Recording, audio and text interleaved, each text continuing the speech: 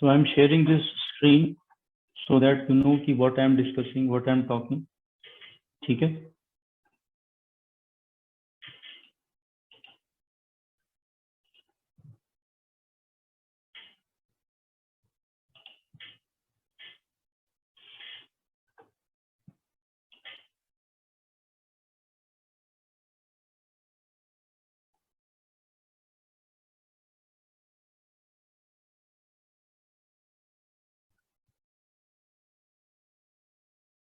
ये so far I recall example 16 हमने किया था last, 17 बोला था आपको देखने के लिए. So let's come to this exercise 2.3. अब इस exercise 2.3 के अंदर इसने पूछा है which of the following relations are functions. कौन कौन से relations हैं जो functions के लिए qualify करते हैं. Give reasons if it is a function and then determine its domain and range. ठीक है. अभी पहले फंक्शन के अंदर हमारे को इन्होंने कुछ ऑर्डर्ड पेयर्स दिए हैं.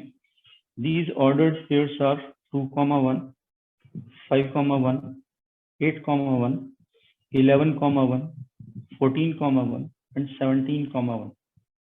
इसके यदि हम ध्यान से देखेंगे तो जो इसमें पहला जो नंबर है वो देखो किसी में भी रिपीट नहीं हो रहा है. 2, 5, 8, 11, 14, 17 ये सारे डिस्टिंक्ट हैं, अलग अलग हैं. मगर जो दूसरा नंबर है वो सेम है. ठीक है. दूसरा जो नंबर है 1, 1, 1, 1, 1. तो this represents a constant function. Constant function का मतलब क्या है? एक्स की वैल्यू कुछ भी हो, वाई की वैल्यू सेम रहती है.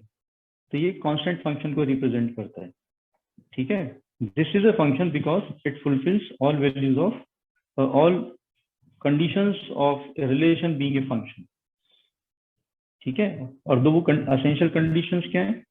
पहली कंडीशन है कि एक्स की सारी वैल्यूज उसमें कवर होनी चाहिए. All values of domain should have an image in the codomain. और दूसरी रिक्वायरमेंट क्या है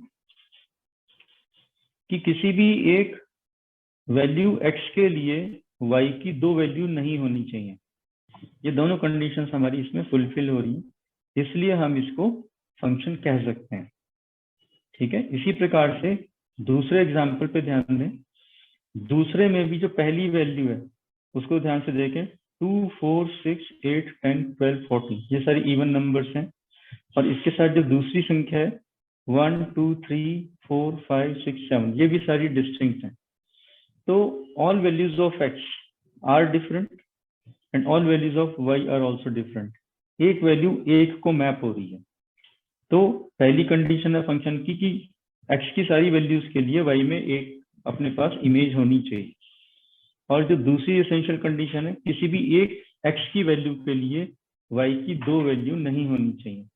ये दोनों कंडीशन यहाँ पे फुलफिल हो रही है, इसलिए ये फंक्शन कहलाएगा. ठीक है. थर्ड पार्ट को देखें तो आप देखिए पहले जो दो ऑर्डर्ड पेयर्स हैं उसमें है 1, 3, 1, 5 एंड 2, 5. तो एक्स की जो एक वैल्यू है 1, इस एक वैल्यू के लिए वाई की हमारे पास दो वैल्यू है 3 एंड 5. क्योंकि एक्स की एक वैल्यू के लिए वाई की दो वैल्यूज है हमारे पास, तो यहाँ पे ये फंक्शन नहीं कहलाएगा. फंक्शन की ये कंडीशन यहाँ पे इनवैलिड हो रही है, इसलिए ये सिर्फ एक रिलेशन है. This is not a function. तो थर्ड जो इसमें वो फंक्शन नहीं है. ठीक है. सेकंड क्वेश्चन देखते हैं. सेकंड क्वेश्चन में बोलते हैं F X is equal to minus of mod X. ये पहला फंक्शन है. और जो दूसरा फंक्शन है that is F X is equal to square root of 9 minus X square. ये आई नीड टू एक्सप्लेन. ये दो क्वेश्चंस मैंने आपको बताए, ये हम डिस्कस करते हैं अभी.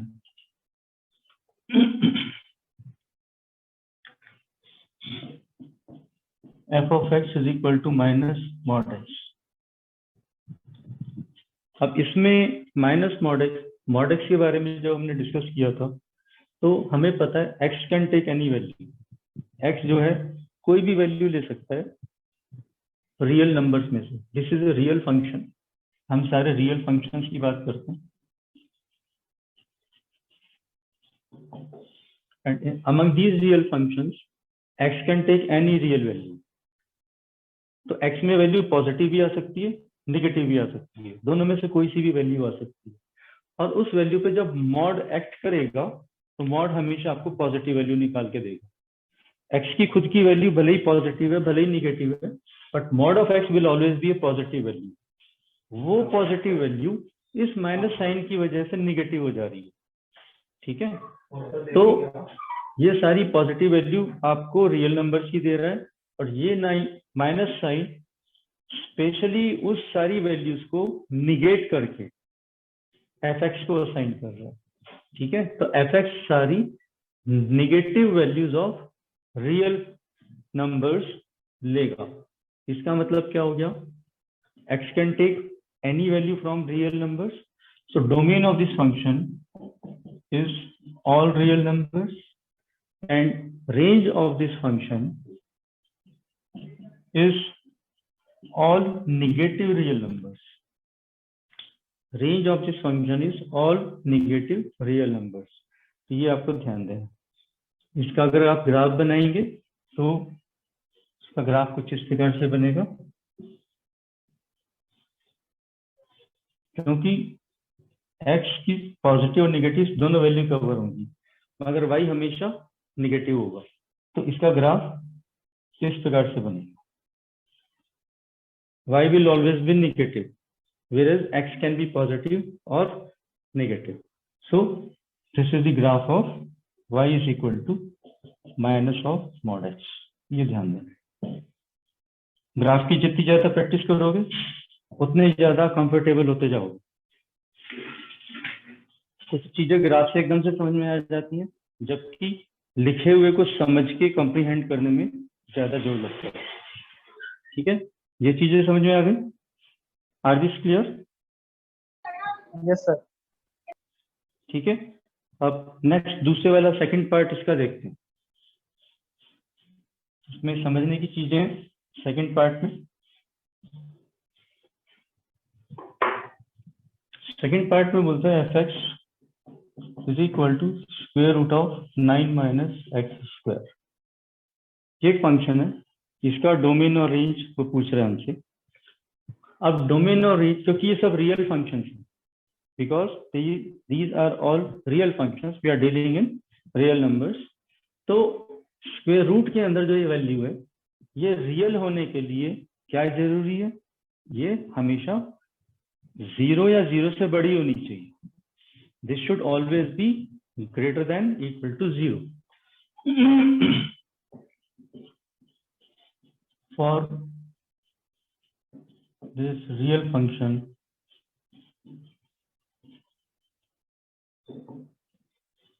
nine minus x square should always be greater than equal to 0.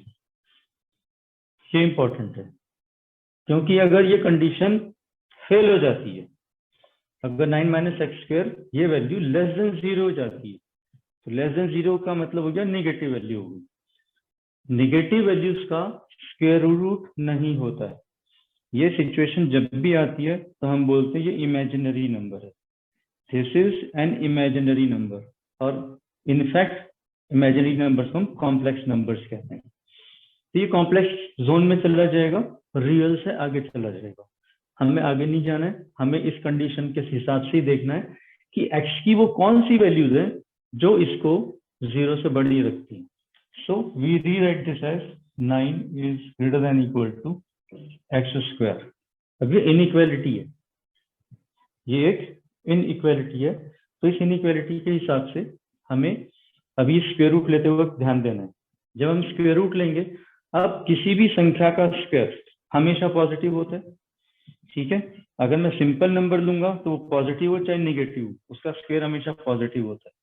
तो जब भी आप इस प्रकार की किसी भी इक्वेशन का स्क्वायर रूट लेंगे तो आपको क्या ध्यान रखना है, you will write this as 3 is greater than equal to mod x. X की वैल्यू नेगेटिव भी हो सकती है, एक्स की वैल्यू नेगेटिव भी हो सकती है, एक्स की वैल्यू पॉजिटिव भी हो सकती है। वो स्क्वायर होने के बाद क्या होना चाहिए, 9 से छोटी होनी चाहिए। तो अब ये हमारे पास इक्वेशन हो गई। अब अगर x की वैल्यू -3 है, x की वैल्यू +3, दोनों में से कोई सी भी आ सकती है। तो इसको हम रीस्टेट करते हैं, -3 is less than equal to x is less than equal to 3। इसको खोल के हम इस प्रकार से लिखते हैं। तो x की कोई भी वैल्यू ले लो, अगर x की वैल्यू -3 लेते हैं तो यहाँ -3 पुट करेंगे तो हो जाएगा 0। x की वैल्यू -2 लेते हैं, -2 लेंगे तो -2 का स्क्वायर हो जाएगा 4, और 9 - 4 is 5 and 5 is greater than equal to 0, valid. x की वैल्यू हम ले लेते हैं 0, 0 लेने से क्या हो जाएगा 9 - x स्क्वायर, ये वैल्यू 9 इज ग्रेटर देन 0, ये ट्रू है। इसी प्रकार से पॉजिटिव में वैल्यू ले लो 1.5, 1.5 का स्क्वायर होता है 2.25, 9 - 2.25 हो जाएगा 6.75 and that is greater than equal to 0। ऐसे 3 पर वापस ये 0 तक जाएगा, 3 से आगे नहीं जाना है, -3 से नीचे नहीं जाना। तो x can take what all values? It can take a range of values ranging from -3 to +3। तो अगर नंबर लाइन के ऊपर हम इसको स्टेट करेंगे तो -3 से +3 तक की सारी वैल्यूज दिस विल टेक। तो इस फंक्शन का डोमेन क्या बताया जाएगा? Domain of this function will be an interval from -3 to +3। Square bracket का इंटरवल में मतलब होता है inclusive, including the end points. तो इसको और इसको इंक्लूड करके हमारी ये सारी वैल्यूज ये फंक्शन ले सकता है। ठीक है, चलो ये सारी वैल्यूज हमने इसमें डाल दी। अब इसमें डालने के बाद जो रिजल्टिंग वैल्यूज होंगी वो सारी किस प्रकार की होंगी? वो सारी वैल्यू पॉजिटिव होंगी। हमारे यहाँ पे साइन जो है पॉजिटिव है, स्क्वायर रूट के सामने जो साइन है वो पॉजिटिव है। तो इसकी रिजल्टिंग जो भी वैल्यूज होंगी वो पॉजिटिव वैल्यूज एफ एक्स को मिलेंगी। मीन्स एफ एक्स जिसको हम वाई भी बोल देते हैं, y will take all positive values that will result due to the values of x from this interval. ठीक है, अब देखते हैं कि ये कहां से कहां तक जाती है। -3 पे वैल्यू क्या देगा? -3 पे वैल्यू हो जाएगी 0, तो y को वैल्यू मिलेगी 0। 0 डालेंगे तो 0 पे क्या वैल्यू मिलेगी? 0 पे वैल्यू मिलेगी 3, y की वैल्यू 3 हो जाएगी। और फिर +3 की तरफ जाएंगे तो फिर ये वापस वैल्यू 0 हो जाएगी, 0 से 3 तक जाएगी और 3 से वापस 0 तक जाएगी। मीन्स दिस इज y, ये 3 तक जाएगी तो ये इस प्रकार का कर्व बनेगा। इस सर्कल का पार्ट है, सेमी सर्कल है जो पॉजिटिव वाला पार्ट बनेगा। ठीक है, अगर ये स्क्वायर रूट हटा के देते, अगर ये स्क्वायर रूट हटा के दिया जाता, मतलब ये इस प्रकार से दिया जाता y² is equal to 9 - x²। ठीक है, अगर ये हटा के दिया जाता तो फिर हम लिख सकते थे y is equal to ±√9 - x²। तब ये क्योंकि स्क्वायर रूट हमने लिया है इसलिए + साइन हम लगाए, और क्योंकि + साइन हमने लगाया y can take positive and negative both values. उस केस में फिर this would have become a circle of radius 3, 3 radius का एक सर्कल बन जाता है। ठीक है, तो इसमें सीखने वाली क्या चीज है कि एक जब इस प्रकार से फंक्शन दिया हुआ है, साइन नहीं है यहाँ पे, तो हमें सेमी सर्कल मिलेगा जिसका पॉजिटिव रेंज होगी। ये डोमेन है और इसका range of this function is 0 to 3, all positive values. और अगर यही इस प्रकार से दिया जाता, जिसको कि हम ऐसे भी लिख सकते हैं x² + y² is equal to 9, so this is the equation of a circle. और सर्कल में x की वैल्यू भी +3 से -3 तक जाती है, y की वैल्यू भी +3 से -3 तक जाती है। तो इसका जो डोमेन होता, domain of this function is from -3 to 3 and range of this function is again -3 to 3। तो ये छोटी सी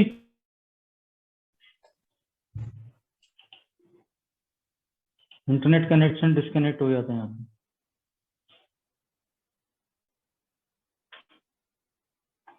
So let's continue this। ये चीजें मैं पूछ रहा था, ये क्लियर हो गई आपको? Are these two things clear? Yes, sir.